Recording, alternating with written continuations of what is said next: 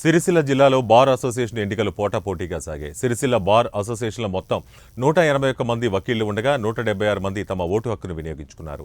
ఇందులో దాదాపుగా 20 మంది మహిళా న్యాయవాదులు సైతం ఉన్నారు. ఈసారి ఎన్నికల్లో బార్ అసోసియేషన్ అధ్యక్షుడిగా జూపల్లి శ్రీనివాసరావు, ప్రధాన కార్యదర్శిగా తంగళ్లపల్లి వెంకట్, జాయింట్ సెక్రటరీగా రాజమల్లు, మహిళా రిప్రజెంటేటివ్గా పుష్పలత గౌడ్లు ఎన్నికయ్యారు. అంతేకాకుండా ఉపాధ్యక్షులుగా సజ్జనం అనిల్, స్పోర్ట్స్ అండ్ కల్చరల్ సెక్రటరీగా నర్మెట రమేష్, క్యాషియర్గా వేముల నరేష్, లైబ్రరీ సెక్రటరీగా శరత్ రెడ్డి ఏకగ్రీవంగా ఎన్నికయ్యారు.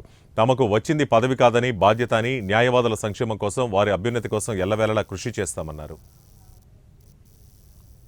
1/4/2025 నుండి 31/3/2026 వరకు మీరు ఎన్నుకోబడినటువంటి కమిటీ మీరు అనుకున్న విధంగానే కాకుండా మరింత సమర్థవంతంగా పనిచేసి మీకు వాగ్దానం చేసిన కోరికలను తీర్చేందుకు శాయశక్తుల ప్రయత్నించి మీకు ఏవైతే మేము వాగ్దానం ఇచ్చినామో అవన్నిటినీ ప్రభుత్వం ద్వారా కానీ, బార్ కౌన్సిల్ ద్వారా కానీ, హైకోర్టు ద్వారా కానీ, ప్రభుత్వంలో ఉన్నటువంటి మంత్రివర్గం పెద్దలతో కానీ మరియు మన సంబంధించిన అందరితోటి కలిసి ఆ యొక్క సమస్యలపై చర్చించి మీరు అనుకున్న విధంగానే పనిచేసి మీ యొక్క కోరికలను నెరవేర్చేందుకు సిద్ధంగా ఎల్లవేళలా ఎల్లప్పుడూ మీకు అందుబాటులో పిలిస్తేనే పరిగెత్తుకుంటొచ్చే విధంగా అట్లాంటి వారిని మీరు ఎన్నుకున్నందుకు ముఖ్యంగా మరీ నాపై నమ్మకం ఉంచి బ్రహ్మాండమైన మెజారిటీ ఇచ్చి 5 ఓట్లు, 8 ఓట్లు, 12 ఓట్లు, 18 ఓట్లు కాకుండా